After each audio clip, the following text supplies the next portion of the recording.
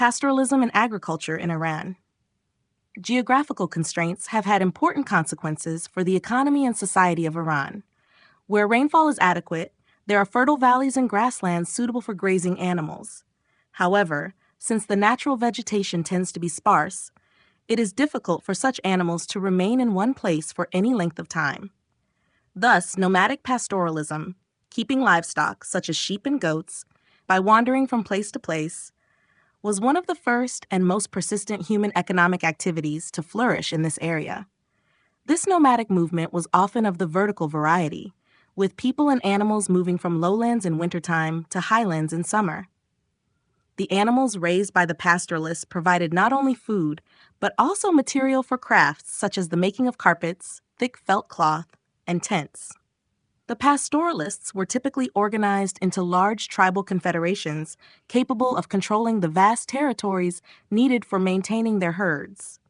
The tribes were a powerful social and political factor throughout Iranian history. The skills necessary for herding animals, hunting and chasing off predators, directing migrations, disciplining tribesmen, and protecting lands and animals from rivals could be easily adapted and directed toward military purposes as well.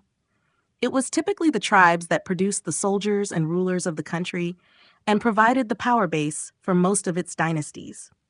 Once established, governments needed to cultivate the support of friendly tribal groups and tried to control hostile tribes by combat, deportation, or forcible settlement. At the beginning of the 20th century, approximately 1/4 of the population were tribal peoples, and they were a potent force in Iranian affairs.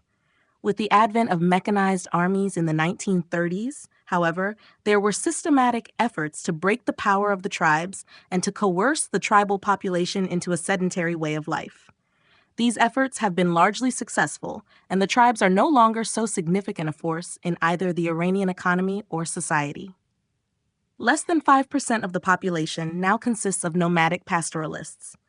The aridity of the Iranian plateau retarded its agricultural development in comparison to adjacent regions such as Mesopotamia, which had great rivers to draw upon for a supply of water. Eventually, at some uncertain date, probably about 26 centuries ago, there was a technological breakthrough that made it possible to farm crops outside the few oases, streams, and other places with sufficient rainfall for agriculture. This was the development of underground canals known as kanats. The kanat system took advantage of the natural slope, inclination, of the plateau basins.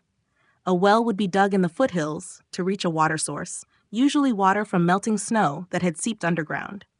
Then, a sequence of wells and shafts connected by underground canals would be constructed to transport the water to an area suitable for cultivation, where it could support the needs of one or more villages. The slope of the underground canals had to be controlled carefully to prevent erosion, and the interior surface of wells and shafts needed to be kept under constant maintenance to prevent them from collapsing. Since the canals were underground, loss from evaporation was minimized. Gravity provided the means of moving the water, so no mechanical energy was required to operate the system. The numerous wells and shafts kept the length of the tricky underground canal short and facilitated repairs of each segment. Built up over the centuries, the system eventually became immense. It has been estimated that the total length of the kanat system today, counting wells, shafts, and canals, is in excess of 300,000 kilometers, almost the distance from Earth to the Moon, which gives some idea of the tremendous investment in money and labor power it represents. Yet the type of agriculture that developed around the kanat system gave modest yields and required hard work from the peasant farmers, who received only a small share of the agricultural produce.